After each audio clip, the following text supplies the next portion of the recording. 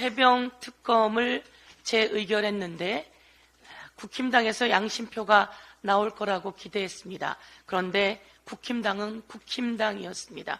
국힘당은 전혀 변하지 않았습니다.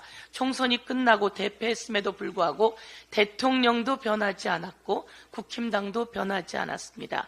국민의힘은 대통령에게 줄서기를 더 잘하기 시작했고 대통령과 단일 대오라며 국민의 뜻을 저버렸습니다. 이제 국민이 국민의 힘을 저버리는 결과가 나올 것입니다. 어제 표결이 있은 직후 또 새로운 사실이 발견되었습니다.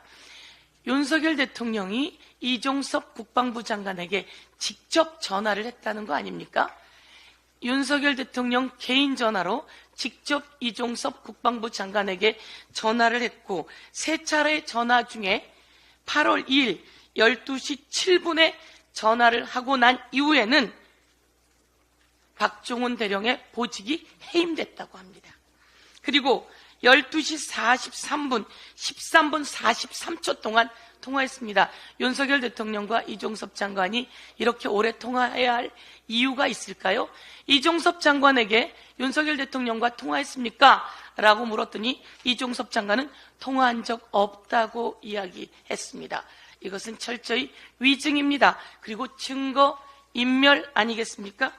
그리고 또 윤석열 대통령이 12시 57분에 또 통화를 했습니다.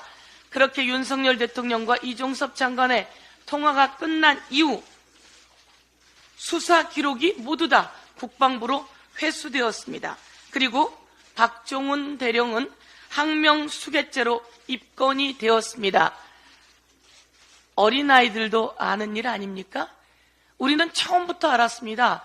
여기에 대통령실이 개입됐고 대통령실 개입은 대통령이 개입됐다고 우리는 알고 있었습니다. 대한민국 국민이 모두 알고 있었습니다. 그래서 특검을 해야 된다고 했던 것이고 특검 찬성률이 높았지요. 그런데 대통령이 아니라고 했습니다. 제가 경로했다고요? 아니, 제가 경로했다라고 하는 것은 왜 그렇게 무리하게 수색을 하게 시켰느냐라고 하는 것에 대해서 제가 문제 제기했습니다 라고 대통령은 이야기했지 수사 외압하지 않았다라고 이야기했습니다. 거짓말입니다. 이 모두 다 거짓말입니다. 그런데 손바닥으로 하늘을 가립니까?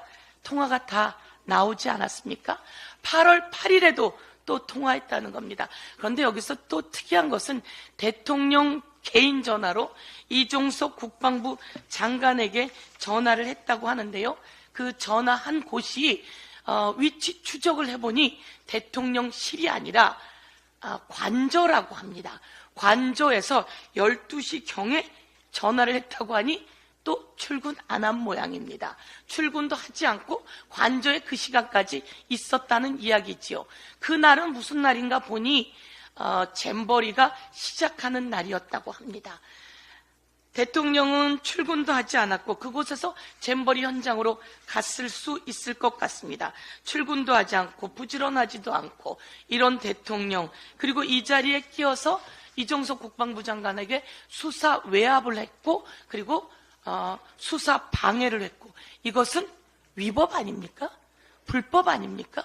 그리고 대통령이 해서는 안 될 일을 시켰으니 직권남용 아닙니까? 그리고 대통령은 공정하지 못했으니 위헌 아닙니까? 그래서 이것을 보고 탄핵 열차가 시동을 걸었다. 이준석은 탄핵 익스프레스를 타고 있다라고 이야기하는 거 아닙니까?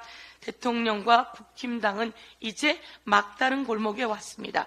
이종섭 장관에게 요구합니다. 그날 했던 대화의 내용을 이야기하십시오. 이종섭 장관은 이런 내용이 어떻게 나가게 되었는지 모르겠다라고 이야기를 했다고 하는데요. 이것이 바로 통화 기록입니다. 통화 기록의 내용을 언론이 입수를 했는데요.